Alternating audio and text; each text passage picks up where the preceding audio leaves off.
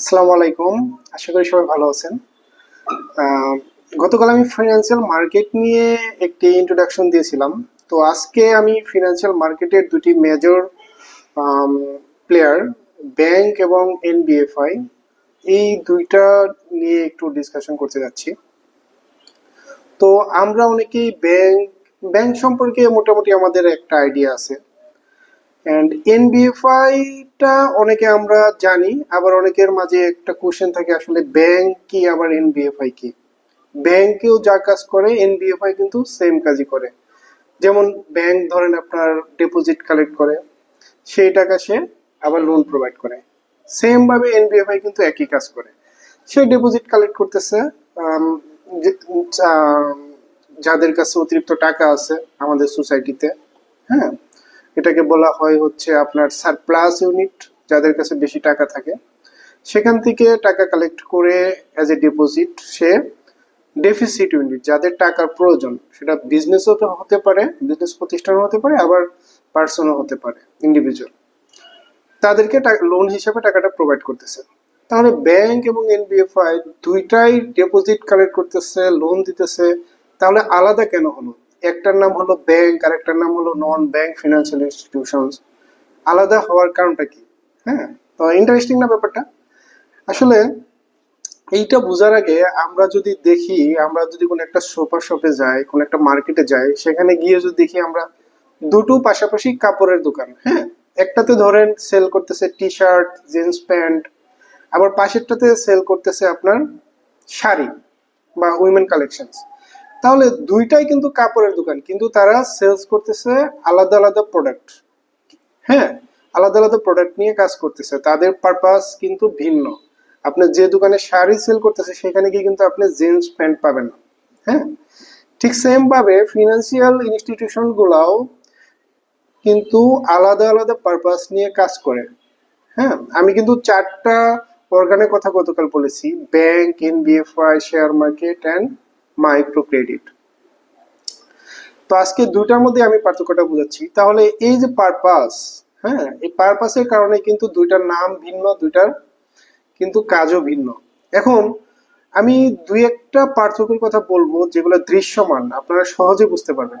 হ্যাঁ, যেমন ধরেন ব্যাংক সরাসরি ক্যাশ টাকা নিয়ে ডিল করতে পারে। দ্যাট মিনস আপনি ব্যাংকে ক্যাশ টাকা নিয়ে গেলেন, হ্যাঁ, সেটা কিন্তু আপনি সেখানে জমা দিতে পারেন। আবার ধরেন আপনার ব্যাংক থেকে চেক নিয়ে গেলেন, সেটার বিপরীতে আপনি টাকা উইথড্র করতে পারেন, ডিরেক্ট ক্যাশ টাকা। এনবিএফআই তে কিন্তু এটা আপনি কখনোই পারবেন না। আপনি কখনোই কোনো এনবিএফআই যেমন IDLC, IPDC, Bangladesh finance, United finance, এগুলাতে গিয়ে আপনি সরাসরি টাকা নিয়ে গেলে তারা কিন্তু সরাসরি ডিপোজিট করতে রাখতে পারবেন আপনার থেকে। হ্যাঁ, এটা তাদের পারমিশন নাই। আবার টাকা যখন আপনার এফডিআর বা যেটা ম্যাচিউর হবে, তখন সেই টাকাটাও কিন্তু সরাসরি ওদের থেকে আপনি ক্যাশ ফর্মে নিতে পারবেন না। তাহলে একটা পার্থক্য পেয়ে গেলেন। সেকেন্ড হচ্ছে ব্যাংক যেমন আপনাকে একটা অ্যাকাউন্ট ওপেন করার পর সাথে সাথে একটা চেক বুক আপনাকে প্রোভাইড করে, সেইটা ড্র করে আপনি মানে অন ডিমান্ডে আপনি ব্যাংক থেকে টাকাটা নিয়ে নিতে পারেন, আপনার জমাকৃত টাকা। বাট এনবিএফআই কিন্তু কখনোই চেক বুক ইস্যু করতে পারে না। হ্যাঁ, আপনি এনবিএফআই কখনোই দেখবেন না আপনার সেখানে অ্যাকাউন্ট আছে সেটা আপনাকে চেক বুক দিচ্ছে। তাহলে কেন এই পার্থক্য? ওরা কেন পারতেছে, এরা পারতেছে না কেন? এটার ক্লিয়ার করতেছি আমি একটু পরেই। হ্যাঁ, ওই যে পারপাসের কথা বলেছিলাম আমি, পারপাসটার কারণে এটা পারতেছে না। এখন আসেন পারপাসটা বলি। পারপাসটা হচ্ছে ব্যাংক থেকে এনবিএফআইটা আলাদা করার পারপাসটা হচ্ছে আপনার মেন উদ্দেশ্য।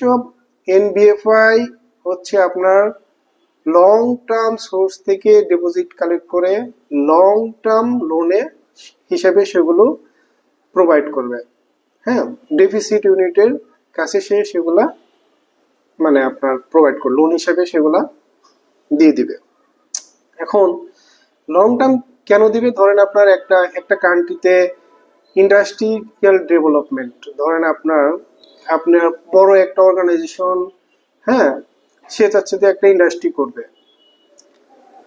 একটা শিল্প প্রতিষ্ঠান করবে, একদম গ্রিন ফিল্ড, তার ল্যান্ড আছে কিন্তু তার অন্য কোনো আহ, ধরেন টাকা নাই, বিল্ডিং করার টাকা নাই, ক্যাপিটাল মেশিনারি আনার টাকা নাই। তো সেইটার জন্য সে লোন নেবে, কিন্তু লোন নেওয়ার সাথে সাথেই কি সে টাকাটা প্রোভাইড মানে পরিশোধ করতে পারবে? পারবে না। তাকে অবশ্যই টাইম দিতে হবে। সে সেখানে প্রোডাক্ট বানাবে, বানানোর পর সেই প্রোডাক্ট সে সেল করবে, তারপর ধীরে ধীরে সে টাকাগুলো শোধ করবে। তাহলে তার ধরেন 20-25 বছরের একটা টার্ম লোন এনবিএফআই সেখানে ডিসবার্স করবে। হ্যাঁ, তাদেরকে এনবিএফআই লোনগুলো দিবে। এই কারণে এখন দেখেন, সে লোন দিচ্ছে ধরেন 20 বছর বা লং টার্ম কোনো প্রজেক্টে সে ফাইন্যান্স করতেছে। এখন যদি আপনার কাছ থেকে কারেন্ট অ্যাকাউন্টের ফর্ম মানে ফর্মে ডিপোজিট কালেক্ট করে, অন ডিমান্ডে যদি তাকে টাকা পরিশোধ করতে হয় তার ডিপোজিটরকে, তাহলে সে কি এটা ম্যানেজ করতে পারবে? পারবে না। কারণ আপনার টাকা নিয়ে সে লোন দিছে লং টার্ম ফর্মে, সেই টাকাগুলো সে কালেক্ট করবে ধীরে ধীরে, প্রত্যেক বছর বছর করে আস্তে আস্তে কালেক্ট করবে, 20 বছর ধরে ধরে। তাহলে কিন্তু একটা ম্যাচুরিটি গ্যাপ, এটাকে বলে ম্যাচুরিটি গ্যাপ। আপনি শর্ট টার্ম ফর্মে ডিপোজিট কালেক্ট করে লং টার্ম ফর্মে যদি প্রোভাইড করেন, তাহলে একটা ম্যাচুরিটি গ্যাপ তৈরি হবে এখানে। হ্যাঁ, এটা এই ফিনান্সিয়াল অর্গানাইজেশন তার ব্যালেন্সটা বজায় রাখতে পারবে না। যখন ডিপোজিটর ক্লেম করবে আমার টাকা দাও, অন ডিমান্ডে দিতে হবে, তখন কিন্তু এনবিএফআই দিতে পারবে না। কারণ তার হচ্ছে লোন দেওয়া হচ্ছে লং টার্ম ফর্মে। এই জন্য সে টাকা, তার পারপাস হচ্ছে সে টাকা কালেক্ট করবে টার্ম ডিপোজিট। সেটা হতে পারে 3 মাস, 6 মাস, 1 বছর, 5 বছর, 10 বছর, এরকম। যে আপনি টাকা রাখলেন এককালীন, আপনার মেয়াদ পূর্ণ হবে ধরেন 5 বছর পরে, সে সুদ সহ ইন্টারেস্ট সহ আপনাকে পুরো টাকাটা 5 বছর পরে আপনাকে দিয়ে দিবে। তাহলে কি হবে, সে আপনাকে কমিটমেন্ট দিচ্ছে কিন্তু 5 বছর পরে আপনাকে টাকা ফেরত দিবে। সে নিশ্চিন্তায় এই টাকাটা 5 বছরের নামে একটা লোন দিয়ে দিতে পারবে।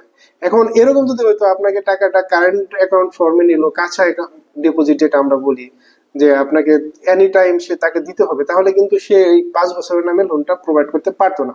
রাইট? তো এই পারপাসে আসলে এনবিএফআই টা আলাদা করে একটা কান্ট্রিতে এটার মানে ইন্ট্রোডাকশনটা হয়েছে। তো ব্যাংক যেটা করে, ব্যাংকের যে উদ্দেশ্য সেটা হচ্ছে সে শর্ট টার্ম সোর্স থেকে টাকা কালেক্ট করবে। হ্যাঁ, করে সেটা শর্ট টার্ম সোর্সে সে টাকাটা প্রোভাইড করবে লোন হিসেবে।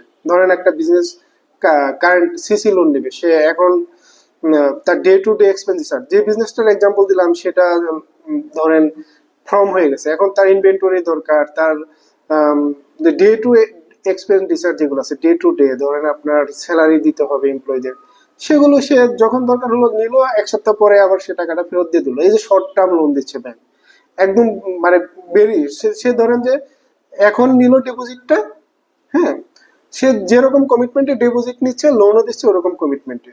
ঠিক এই কারণেই আসলে ব্যাংক এন্ড এনবিএফআই এর মধ্যে একটা ক্লাসিফিকেশন তৈরি হয়েছে। আশা করি আমি কিছুটা আপনাদেরকে আইডিয়া দিতে পেরেছি। এরপর যদি আপনাদের কিছু কোশ্চেন্স থাকে, আপনারা পরবর্তীতে আমার কমেন্ট বক্সে কোশ্চেন রেজ করতে পারেন। আমি আসলে চেষ্টা করব আপনাদেরকে আহ, মানে এটা ক্লিয়ার করার জন্য। Thank you. সবাই ভালো থাকবেন। আসসালামু আলাইকুম।